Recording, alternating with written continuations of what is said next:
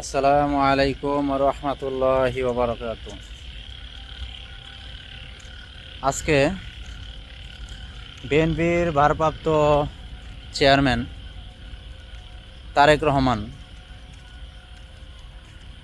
যে কাজটি করেছেন, এটা রীতিমতো বিশ্বের সকল মুসলমানের কলিজায় আঘাত করা।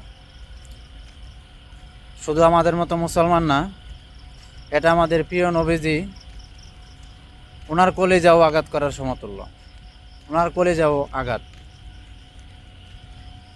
উনি আজকে এমন একজন লোকের মৃত্যুতে নিন্দা জানাইছেন, যেই লোকটা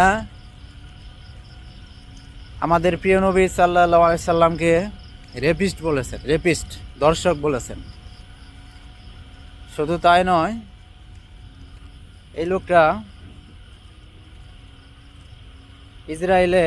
ইসরায়েল দ্বারা যে ফিলিস্তিন গাজায় হাজার হাজার মুসলমানদেরকে হত্যা করা হচ্ছে, আমাদের হাজার হাজার মা বোন শিশু বাচ্চাদেরকে হত্যা করা হচ্ছে, এই হত্যার পক্ষে এই চার্লিস কাল উনি বয়ান উৎপন্ন করতেন। এই হত্যার পক্ষে ওনার বয়ান। উনি সবসময় ইহুদিদের এই কাজকে সমর্থন করতেন। তার মতো এরকম একটা নিকৃষ্ট লোকের পক্ষ নিয়ে জনাব তারেক রহমান এই কাজের নিন্দা জানাইছেন। এই হত্যা কাজ যার দ্বারা সংগঠিত হয়েছে তার নিন্দা জানাইছেন।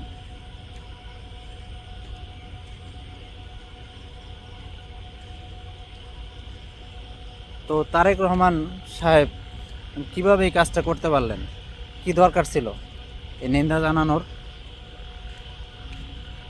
আপনি এই নিন্দা জানানোর দ্বারা বিশ্বের সকল মুসলমানের বিপক্ষে অবস্থান নিয়েছেন। আপনার তো কোনো দরকার ছিল না তার পক্ষে দাঁড়ানোর, এই মৃত্যুর নিন্দা জানানো। সে লোক তো এমন কোনো লোক না যে আপনাকে নিন্দা জানাইতে হবে। সে এমন কোনো পলিটিশিয়ানও না, এমন কোনো ভিআইপি পার্সন না। সে একজন লাইক ইউটিউবার,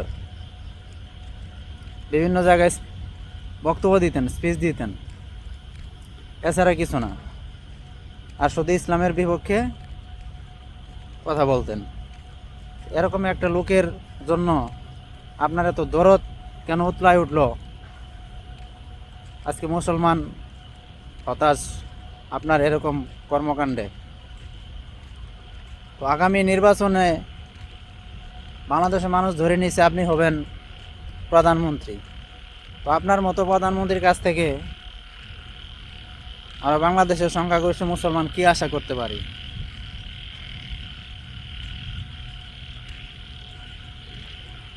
আপনার এর আগেও বাংলাদেশের মুসলমানদেরকে মৌলবাদী বলে আখ্যায়িত করছেন। আপনি কি মৌলবাদীর ব্যাখ্যা জানেন না, অর্থ জানেন না? মৌলবাদী কাকে বলে? আপনি যদি বারবার এভাবে মুসলমানদেরকে আঘাত দেন, এর জবাব কিন্তু ব্যালটের মাধ্যমে হবে ইনশাল্লাহ। যেরকম আপনাদের মুক্তিযুদ্ধের বয়ান ফেল করছে, ডাকসুতে দেখতে পাচ্ছেন, আপনার এরকম কর্মকাণ্ডের জবাবও ইনশাল্লাহ বাংলাদেশের 18 কোটি মুসলমান দিবে ব্যালটের মাধ্যমে।